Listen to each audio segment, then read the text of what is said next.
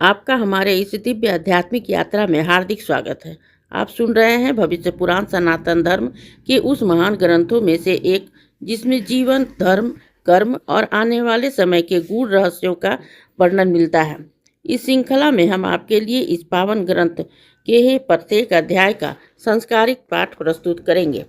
आइए इस ज्ञान, धर्म और सत्य की यात्रा को आरंभ करें, जहाँ हर शब्द में छिपा है जीवन का मार्ग और हर कथा देती है हमें सही दिशा। सनातन ज्ञान की ही इस पवित्र धारा में डूबकर अपने जीवन को अर्थपूर्ण बनाएं। हर हर महादेव। ओम नमः शिवाय। पंचमी कल्प का ही आरंभ, नाग पंचमी की कथा, पंचमी व्रत का ही विधान और फल। सुमंतु मुनि बोले कि राजन, अब मैं पंचमी कल्प का ही वर्णन करता हूँ। पंचमी तिथि नागों को अत्यंत प्रिय है और उन्हें आनंद देने वाली है। इस दिन नागलोक में ही विशिष्ट उत्सव होता है। पंचमी तिथि को जो व्यक्ति नागों को दूध से स्नान कराता है, उससे कुल में वास की तक्षण, कालिके, मणिभद्र, ऐरावत, धृतराष्ट्र, करकोट तथा धनंजय, ये सभी बड़े बड़े नाग अभय दान देते हैं। उसके कुल में सर्प का भय नहीं रहता है। एक बार माता के शाप से नागलोक जलने लग गए थे, इसलिए उस दाह की व्यथा को दूर करने के लिए ही पंचमी को गाय के दूध से नागों को आज भी लोग स्नान कराते हैं। इससे सर्प भय नहीं रहता। राजा ने पूछा, महाराज, नाग माता ने नागों को क्यों शाप दिया था और फिर वे कैसे बच गए? इसका आप विस्तार पूर्वक वर्णन करें। सुमंतु मुनि बोले कि एक बार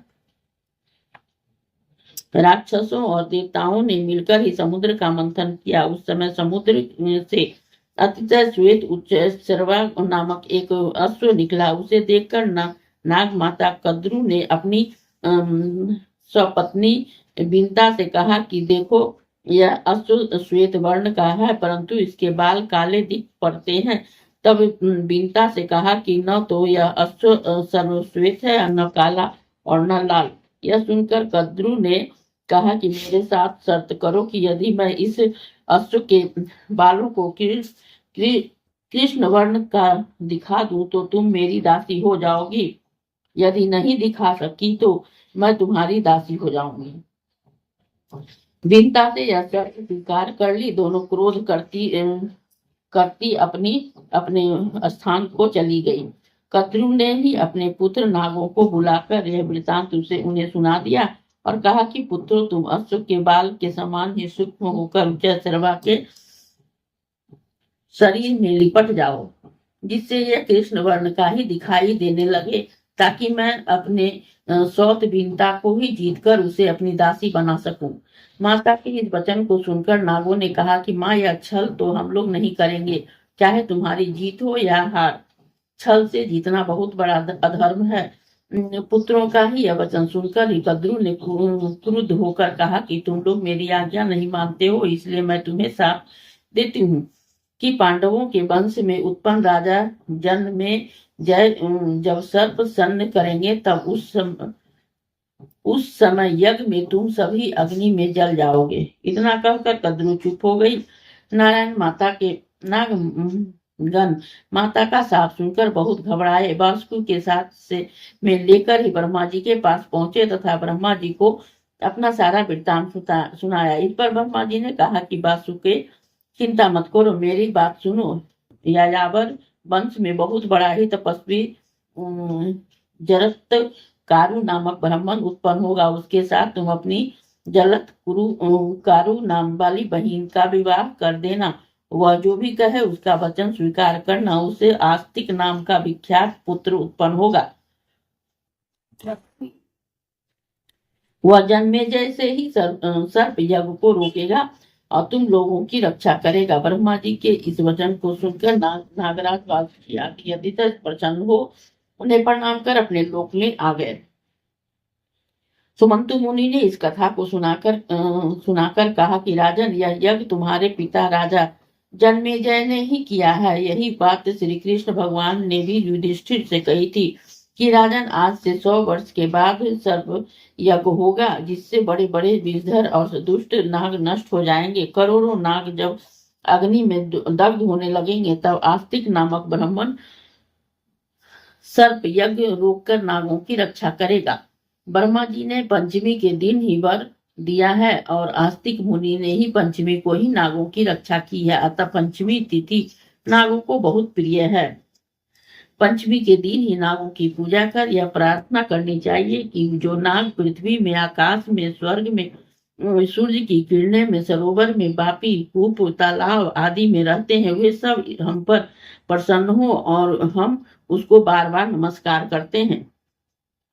इस प्रकार नागों को विसर्जित कर ही ब्राह्मणों को भोजन कराना चाहिए और स्वयं अपने कुटुंबियों के साथ भोजन करना चाहिए। प्रथम मीठा भोजन करना चाहिए, अनंतर अपनी अभिरुचि के अनुसार ही भोजन करें। इस प्रकार नियमानुसार जो पंचमी को नागों का पूजन करता है वह श्रेष्ठ विमान में बैठकर नागलोक को जाता है और बाद में द्वापर युग में बहुत पराक्रमी, रोग रहित और प्रतापी राजा होता है। इसलिए घी, खीर और गुंगू से इस नागों की पूजा करनी चाहिए। राजा ने पूछा कि महाराज, कद्रु सर्प के काटने से मरने वाला व्यक्ति किस गति को प्राप्त होता है और जिसके माता पिता, भाई, पुत्र आदि सर्प के काटने से मरे हो, उसके उद्धार के लिए कौन सा व्रत, दान अथवा उपवास करना चाहिए, यह आप बताएं। सुमंत मुनि ने कहा कि राजन, सर्प के काटने से ही जो मरता है वह अधोगति को प्राप्त होता है तथा निर्मिष सर्प होता है, और जिसके माता पिता आदि सर्प के काटने से मरते हैं वो उसकी सदगति के लिए ही भाद्रपद के शुक्ल पक्ष की पंचमी तिथि को उपवास कर नागों की पूजा करे।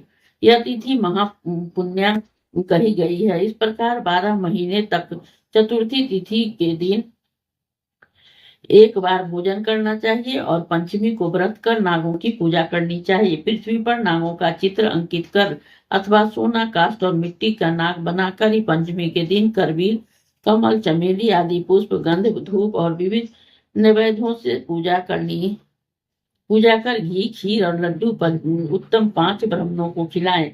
अनंत बासुकी, शंख, पद, कंबल, करकोट, अश्वतर, धृतराष्ट्र, शंखपाल, कालिके, तक्षण और पिंगल, इस 12 नागों को की 12 महीने में ही क्रमशः पूजा करें। इस प्रकार वर्ष पर्यंत व्रत और पूजन कर व्रत की पालना करनी चाहिए। बहुत से ब्राह्मण को भोजन कराना चाहिए। विद्वान ब्राह्मणों को सोने का नाग बनाकर उसे देना चाहिए। उस उद्यापन की विधि है। राजन, अपने आपके पिता जन्मेजय ने भी अपने पिता परीक्षित के उद्धार के लिए यह व्रत किया और सोने का बहुत भारी नाग और अनेक गौएं ब्राह्मणों को दी थी। ऐसा करने पर ही पितृ ऋण से मुक्त हुए थे और परीक्षित ने भी उत्तम लोक को प्राप्त किया। आप इसी प्रकार सोने का नाग बनाकर उसकी पूजा कर उसे ब्राह्मण को दान दे। इससे आप भी पितृ ऋण से मुक्त हो जाएंगे। राजन, जो कोई भी इस नाग पंचमी व्रत को करेगा, सांप से डसे जाने पर भी वह शुभ लोक को प्राप्त होगा। और जो व्यक्ति श्रद्धापूर्वक इस कथा को सुनेगा उसके कुल में कभी भी सांप का भय नहीं होगा। इस पंचमी व्रत के करने से उत्तम लोक की प्राप्ति होती है। इस अध्याय के श्रवण हेतु आपका हृदय से धन्यवाद। हम आशा करते हैं कि भविष्य पुराण की यह दिव्य कथा आपको आध्यात्मिक शांति, सही मार्गदर्शन और जीवन के गहन सत्य प्रदान कर रही होगी। कृपया अगले अध्याय के लिए ही हमारे साथ जुड़े रहें और अपने विचार एवं भावनाएं कमेंट के माध्यम से अवश्य साझा करें। धर्म, कर्म और ज्ञान की इस पावन यात्रा में आपका साथ हमारे लिए अत्यंत अनमोल है। हर हर महादेव। ओम नमः शिवाय। यदि यह प्रस्तुति आपको पसंद आई हो, लाइक करें, कमेंट करें, सब्सक्राइब जरूर करें, बेल आइकॉन दबाना ना भूलें ताकि अगला अध्याय आपसे छूटे नहीं। और इस पावन ज्ञान को ही शेयर करें अपने परिवार और मित्रों तक।